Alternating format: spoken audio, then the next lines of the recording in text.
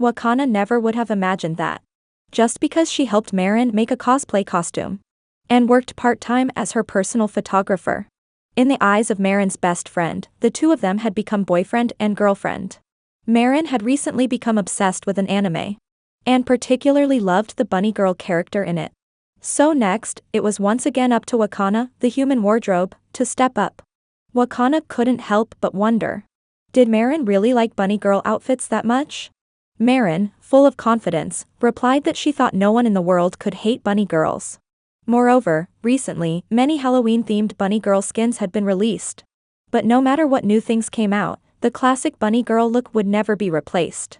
Wakana, thinking of his own passion for Hina Matsuri dolls, suddenly had an epiphany and decided to draw the 3-view diagrams that night. By now, Wakana no longer found such a workload burdensome. After all, he had grown quite familiar with it. At that moment, Marin held out a cookie in front of him. Just as Wakana reached out to take it, Marin popped it into her own mouth, teasing him. As Marin kept getting closer, Wakana had already given up resisting, preparing himself for the agony to come. But unexpectedly, Marin just ate the cookie herself. Truly the master of playing hard to get. Wakana began to study the character she was going to portray. Watching Wakana's focused profile, Marin broke into a mysterious smile. At that moment, Marin's best friend came to find her, only to discover that Marin had even forgotten their scheduled Halloween party discussion. Annoyed, she didn't want to talk to Marin. With no other choice, Marin had to start feeding her snacks to win back her favor. As the best friend was about to leave, she thought about how Marin had been spending all her time with Wakana lately, and couldn't help but fall into thought. Later, while Marin was on the train, Wakana sent her a message asking her to come over to his house the next day. This made her recently calmed down mood stir with excitement once again. However, as expected, the reason he asked Marin to come over was because he had run into trouble during the costume-making process. Marin had thought it was going to be a home date, so she'd been looking forward to it endlessly. Even though the measurements were perfectly accurate, the chest area kept slipping down. Marin suggested using transparent shoulder straps, but Wakana felt that would compromise the accuracy of the cosplay. Yet, there seemed to be no other solution for the moment. In the blink of an eye, the two found themselves at a shopping mall to buy materials. After finding a clerk, Wakana handed over the 3-view diagrams he had. When the clerk saw the bunny girl outfit depicted on them, the uncle was completely stunned. Looking into Wakana's innocent eyes, the uncle felt his own thoughts were a bit backward. He must do everything he could to help this kid, praising him, saying he had a great figure and would look perfect in it. Marin's appearance at that moment put an end to this misunderstanding. The uncle suggested adding boning and padding in certain areas to provide support and keep everything in place, so they wouldn't have to worry about it slipping down. Wakana hadn't thought of this because he was too focused on accuracy, while Marin, upon hearing this, was dumbfounded. The thought that the chest area wouldn't slip down somehow made her feel a little disappointed. At that moment, Wakana felt ashamed of the boastful words he'd said a few days earlier. The uncle comforted him, saying he shouldn't overthink it.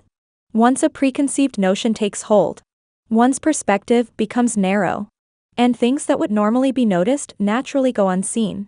After spending another half a day, Wakana successfully finished the new costume. However, when trying it on, Marin pointed out a problem. Because of the high slit, her underwear was visible. Wakana, who'd been tricked into seeing this, was completely flustered, afraid that one more glance would make his brain explode. This time, even Wakana had no solution, so Marin would have to figure it out herself. Later, the two went to a casino-themed photography studio, whose backdrop perfectly matched the character's style. Marin had also come up with a way to prevent any wardrobe malfunctions. Wearing skin-colored tights. That made it look like she was wearing nothing underneath. This still put quite a bit of pressure on Wakana, who was in his adolescence. During the subsequent photo shoot, Wakana forced himself to get through it. It was a good thing Marin didn't know how weak his mental defenses were at that moment. If she had, she would have probably gone even further. Suddenly, Marin mentioned that she liked fishnet stockings. And when Wakana said he didn't quite understand the appeal of fishnet stockings, she pulled out 2 pictures and shoved them right in his face. She thought she could wear them to the Halloween party. Then invited Wakana to come with her, even asking if he wanted to cosplay too. In the blink of an eye, Halloween arrived. Wakana went to the KTV with them, but was fully armed, too afraid to show his face, let alone take photos or sing with them. Marin sighed, saying it would be great if Wakana could cosplay the young master from the Bunny Girls series. He'd definitely be perfect for it. At that point, a boy named Morita asked in confusion. When Marin cosplayed, did Wakana help her with her makeup too? After all, he was a guy. As soon as those words were spoken, Wakana was instantly reminded of his past trauma. Thinking back to how his childhood friend had called him gross for being a boy who made dolls. But the next second, someone corrected Morita, saying it was perfectly normal for guys to know how to do makeup. Marin also added that Wakana had learned because he often did the makeup for Hina Matsuri dolls. This actually made Morita admire Wakana, saying that anyone who could make those dolls was basically a superhero. People who hadn't seen them in person had no idea how amazing they were. Hearing all this, Wakana's worldview was turned upside down. Why didn't they think he was gross? Wakana suddenly remembered what the uncle had said. Once a preconceived notion takes hold, one's perspective becomes narrow. While Gojo was still lost in thought, Marin's best friend, who'd been rocking out, suddenly shouted at Wakana.